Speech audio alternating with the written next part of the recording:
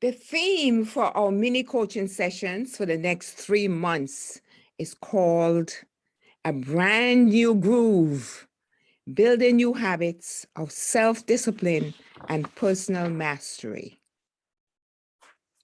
Former United States President Teddy Roosevelt once remarked, with self-discipline, most anything is possible. Almost 50 years later, another former president, Harry Truman, told a friend, in reading the lives of great men, I found that the first victory they won was over themselves. Self-discipline with all of them came first. No matter who you are, if you want to do anything worthwhile in your time on this planet, the best thing you can do is cultivate a strong and healthy practice of self-discipline. Welcome to A Brand New Groove, Building New Habits of Self-Discipline and Personal Mastery. Throughout these mini coaching episodes, my goal is to help you develop the habits and practices that support you in reaching your goals, dreams, and lifelong fulfillment. During today's training and the 5 mini coaching episodes that will follow, you will learn how to call forth the best that's within you and bring it to bear on the daily problems and challenges you face. You will definitely want to take a few notes as we go. So find your notebook and a pen and let's get started. To start, I'd like to dispel a common myth. This myth was created during a famous study conducted in the 60s and early 70s, known as the Stanford Marshmallow Experiment, led by psychologist Walter Mischel. You're probably familiar with it, but just in case, I will give you a quick summary. Researchers gave a kid a marshmallow, telling the child that he or she could either eat the marshmallow now or wait 15 minutes and get 2 marshmallows. The researcher then left the room, leaving the child alone to make his or her choice. Of course, this was done many times over with many children, but the study didn't stop there. The researchers checked back with the test subjects a decade later and found that the children who practiced self-control and waited for the second marshmallow lived better lives as measured by SAT scores, college attendance, body mass index, and other metrics. In short, the test proved that if you have self-discipline, you will live a better life in every way. Isn't that great?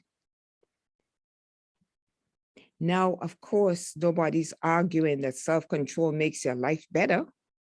We all know that is true. The piece that's worth re-examining is the other conclusion.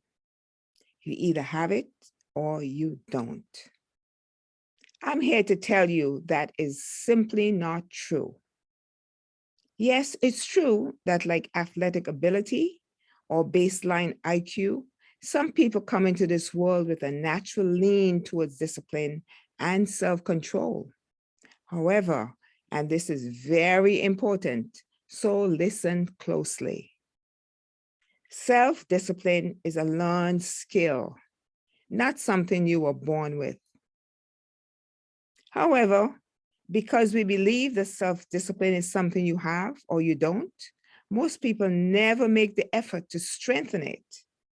Worst, some people who don't have much self-discipline just accept their fate and go on to live mediocre lives. But let's be frank, a life without self-discipline is more difficult. Those with poor self-discipline have more health problems. Their finances suffer and their dreams wither away, unmet and unfulfilled. They struggle more, and getting what they want out of life is definitely harder. You may believe that you just don't have self-discipline because it doesn't come easily or natural to you. Fortunately, self-discipline can be learned. It can be built, it can be practiced, it can be trained, and once you have it, it will always be there when you need it. Okay, I think we all understand how important this skill is to develop. So let's take a closer look at what it actually is. Elbert Hubbard once said that self-discipline is the ability to do what you have to do, when you have to do it, whether you feel like it or not. Sounds very rigorous, doesn't it? Don't worry. It's not all about drill sergeants and restrictions. The truth is, you are actually far more disciplined than you think you are, and the practice is easier than you think, but we'll get to that in a little bit. First, let's look at what discipline means.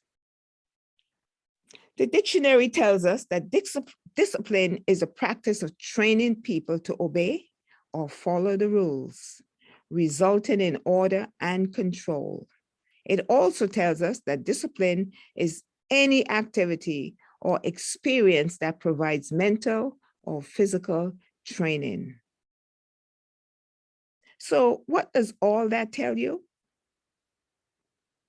Self-discipline is a process of learning by holding yourself to a set of rules or guidelines. And the result is that you create order in those areas of your life where you are practicing self-discipline. Discipline creates peace, harmony, clarity, and order.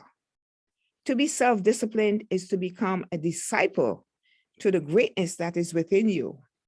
This is a process of learning how to call forth your inner teacher using habits, patterns, and good old-fashioned willpower.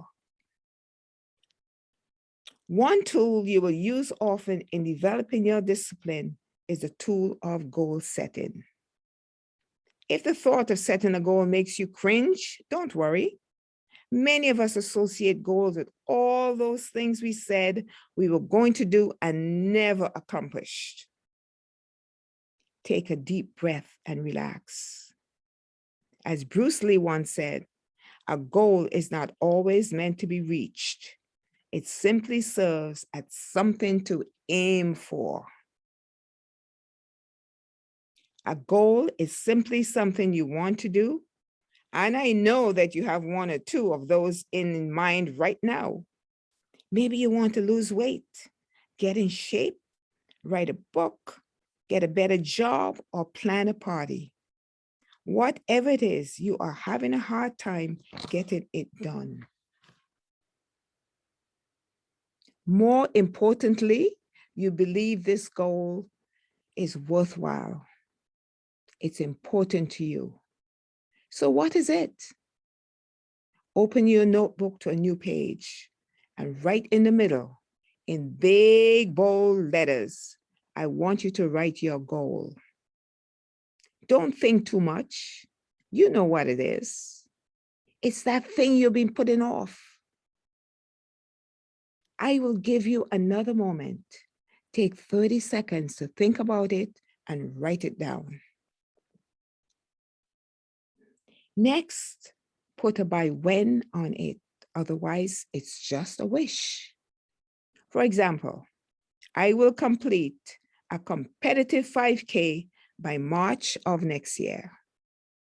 Or I will increase my savings by $5,000 by Christmas. Take another few moments to clarify your goal in your notebook. Your goal can be anything so long as you really want it. Good job. The number one reason people don't get what they want is because they don't know what they want. This clarifying step is a big deal, and it's something that you will get better at in time. Now, be sure to keep this journal handy. We are hereby dedicating this training to helping you accomplish this goal. We'll return to it a few times and apply all the practices of self-discipline to getting this for you. There's more work to come, but we have done enough for today. Be sure to come back for the next episode where I'll be sharing the number one thing that gets in your way and how to overcome it. See you then.